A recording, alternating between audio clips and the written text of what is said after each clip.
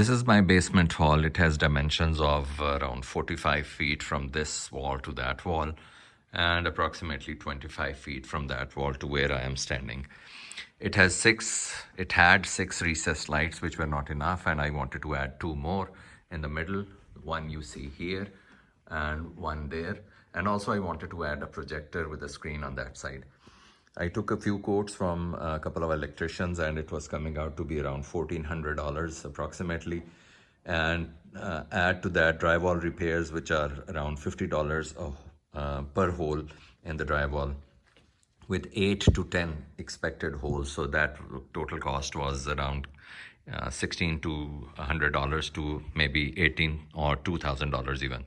So I'm reasonably handy with tools, so I thought I will handle it myself, do it as a do-it-yourself project. I looked at a couple of videos on YouTube, and a lot of people had done this type of work. So I thought I will try to do it myself. There were a lot of challenges, unexpected surprises, like joists, HVAC ducts, three-way switches and whatnot.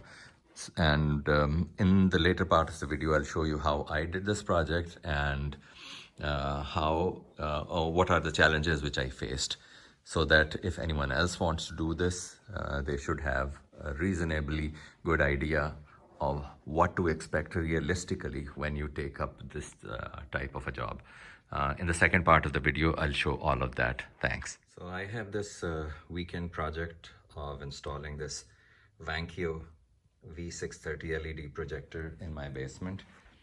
So I have set it up to make sure that the distance from the screen and the measurement and the cabling all is properly done. That I have tested. Now the remaining thing is I have to install it on the ceiling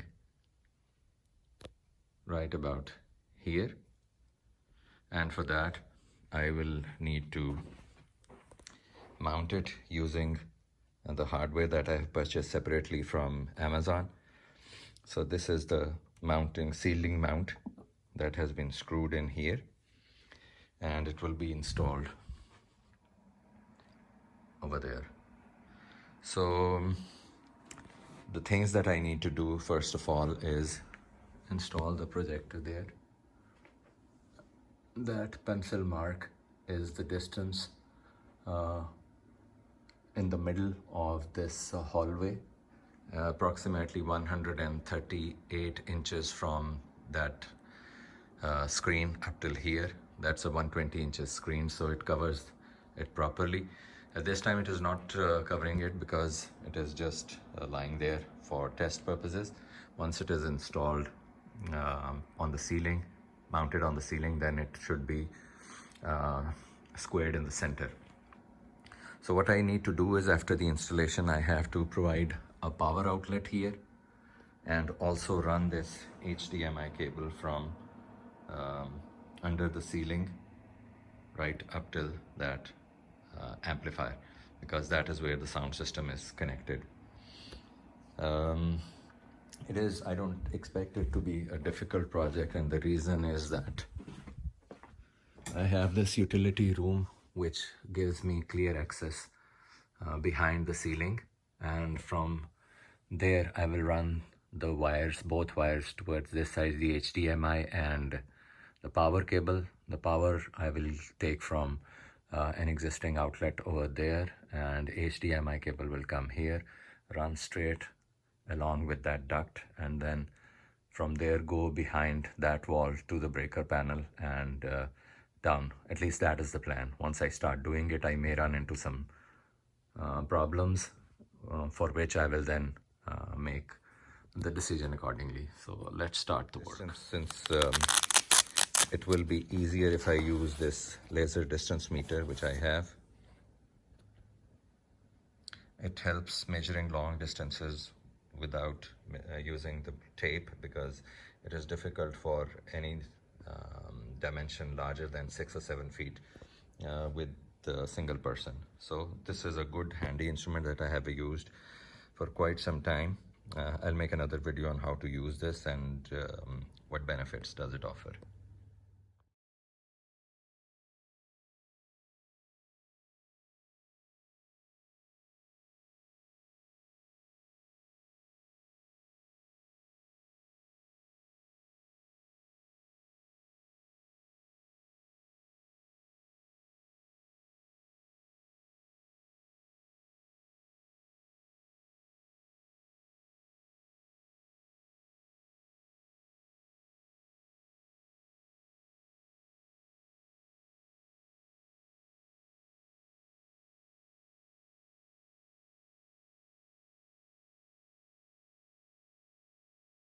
Here is how the project is going so far. I have all my tools and everything laying down here. This is the HDMI cable, which is 100 feet long. So what I have done is I have mounted the projector stand and braided the wire through it. And I have also cut a hole in the ceiling, 6 inches in diameter. And unfortunately, when I cut this hole, I got a surprise that there is a AC duct going right above it. So I cannot use the standard can recessed light. I have to look for the low profile LED light. And similarly for this next one, I have marked it, but I have not started cutting it as yet. Some of the things are the Romex cable 14.2 and other things which will be used in the project. I have already marked there that small blue tape. That is where I will cut the drywall in that corner. And the reason is I'll bring the HDMI cable from that side right up till here, cut the drywall there, bring the cable down, and right next to it here I'll put up a box, junction box for old construction, and bring out the HDMI cable from here. Earlier on I thought of drilling it through the studs from that right up till here, but I think that is going to be more difficult as compared to just doing a drywall cutting from there and bringing it down. The HDMI cable will be connected to the amp, and this is one part of the project. And then also I have to install a power outlet here. The cables, as I have already shown in the earlier part of the video, the cable is lying here. It will be braided from there straight to that recessed light. Then the next one will be right about here, and that cable will also run for the recessed light. The power outlet, I will connect it to either this one or the other one which is over there. So I haven't decided. This is just a recap. So work is continuing. I will now pause. I think I forgot to mention that for cutting the drywall, I plan on using this cutter which I had bought for doing some hardwood flooring job, as you can see here.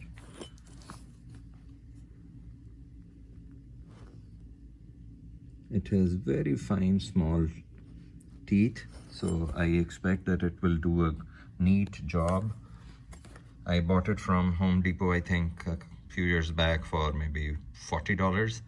So when I work with this, I'll cover it in the video also.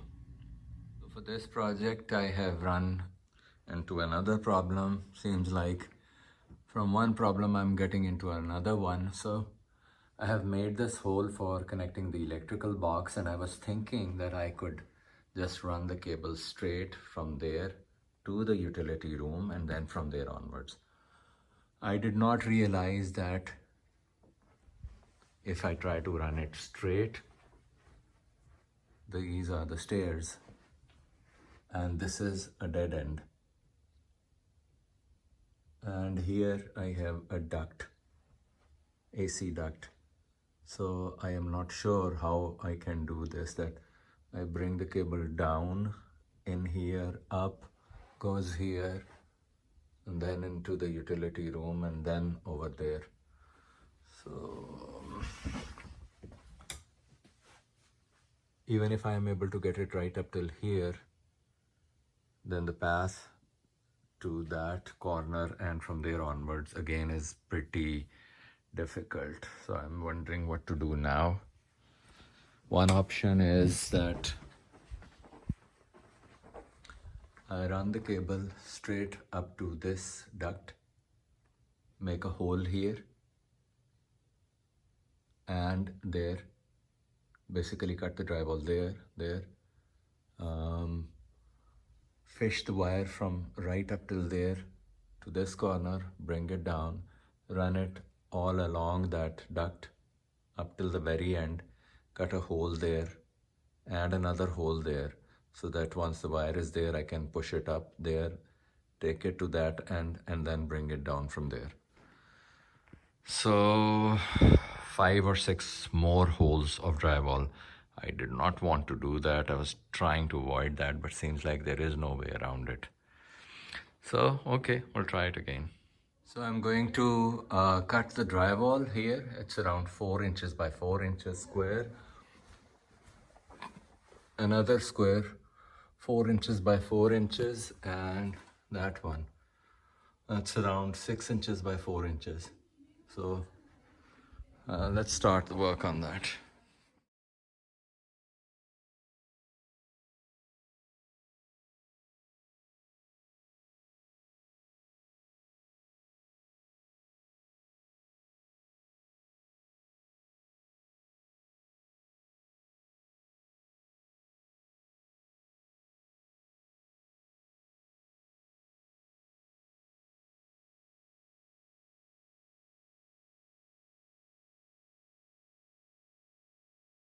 Just finished wiring up the electrical outlet. White goes to silver, black goes to bronze or brass, and ground. As you can see, I used the provided insert holes where I can insert it instead of looping here, as I find it convenient. And this one is looped around the screw and tightened. You have to make sure that the direction of the loop is as per the tightening direction of the screw. Otherwise, if it is in the opposite direction and you start tightening it, the loop will start to open up. So this is done. This is the box. I installed this plastic lock so that the wire cannot be pulled back, and it is all ready to be installed there. So now I'm going to connect these wires to this existing outlet for connecting, for making a connection for that outlet which I installed there. I have made sure that the breaker is turned off and there is no power here. So what I'm going to do is the black will go to the brass side and the white will go to the silver. And for this ground wire, there is this special type of a wing nut which has a hole in here, because you cannot screw in 2 grounds on one screw. That's against the code. So what I'm going to do is I'm going to remove it, spline it with this, and only one wire will come out of here. Both of these will be splined here, and that one will be connected here. So I'll show you once it is done. There are 2 wires coming in, these, and only one is coming out here. This will be connected to this ground. This is the new white wire. This is the new black wire. And that is the ground. 2 wires coming in here, one going out, connecting here. That's done. So this is the final outlet. As you can see, I am testing it with a tester. 2 lights shows that everything is right, so the connection is fine. That is where I took the outlet from. So I have gotten these 4 LEDs which are ultra slim, 6 inches in diameter.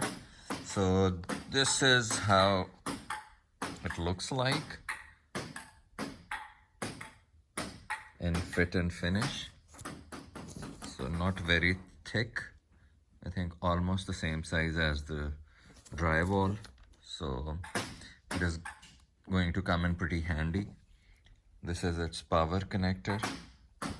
It will be connected to this box, which I think is a step down transformer or something of that sort. So you open it up. Okay, 3 wire connectors, and there are 3 wires. Fine. So I have 2 holes where these lights will be installed. One is this one, and here also, as you can see, the clearance above is less than 2 inches because of the air duct, HVAC duct. And the next one is over there, and that too has a problem, as it has joist running up here, as you can see. So the clearance is barely half an inch or so, as you can see here, this. So I'm going to install these 2 lights, one here, one there. I've gotten actually 4 because it was available as a pack of 4 from Amazon for around $20. So seems like a decent product. And let me connect it, and then I'll start the video. Connected the 14-2 wire to the existing wires of this LED light, as you can see. I had also connected this wire lock. It's made up of plastic, but inserting it and connecting it to this housing was difficult because it is made of thin aluminum and it was bending. So I know this is a code requirement for the steel boxes, so that's why I connected it here also. I think we can do it without this also, but I have done it as per the code. Insert this in that hole, and it will be there with the help of these springs. Spring on the other side also. It needs both hands, so I'm going to first fix it and then show you. This is how the light looks after installation, completely flush. Now compare it to the other light. As you can see, there is a slight gap on the edges because there is a joist behind it. And even though these are ultra low profile lights, still it is, I think, needs almost an inch of clearance. This knockout tab to bring in one wire, and this knockout tab to bring the other, and then connect them. There are already 4 wires connected in here, so I cannot connect 2 more wires. So I have taken another route, and what I have done is this wire from the new light and this wire from the new light, I have joined the load black wires through this connector, which has the option of just taking out 1 wire through it, and that I will connect it to the common. And this way all these new lights will also be controlled through the 3-way switch. So let me make the connections. Accordingly, I'll do the same for this, the neutral and the ground, for both. Just to make sure, because as you see already, the existing one, 4 wires are going in this, so it will not be able to take any more. Same problem, the 4 wires are already connected with this connector and it cannot take any more. So what I'll do is I'll remove 1 from here, combine these 3 together, take out just 1 from here, connect it here, so that the total number of wires here stay 4, and then the connection will be done. So for this I have to cut this one a little longer, almost 2 inches, this one almost 1 inch, and this the one out of coming here will go here. Let me do it and show you. Finally connected all the wires. This is how it looks like. So the only handicap or the only problem with my solution is that I have connected the new lights to one of the traveler wires, which means that all these lights will only turn on when I use this switch. If I use that other switch, then only the old lights will turn on. And that is because The wire I have run for the new lights comes to this receptacle instead of going there. It should have gone there, but for that I had to cut a lot of drywall, and that switch is not used. Almost always only this switch is used, so I made this compromise of convenience. So this is how it all looks like. Now I have to push all these wires in and close it. I'll show you once that is done. I'm going to do the painting. I've done the prep already. So this is how it all looks before the painting job. So let's do the painting. This one and this one. So as you can see, the final work has been done. The projector has been installed, the screen. The drywall repair has been completed. No sign of the holes. The lights have been installed.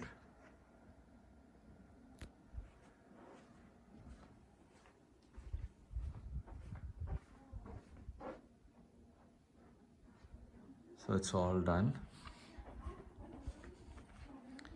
And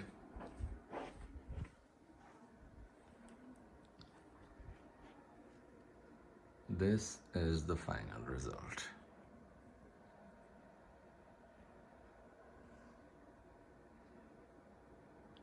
So the project is complete. Thanks for watching.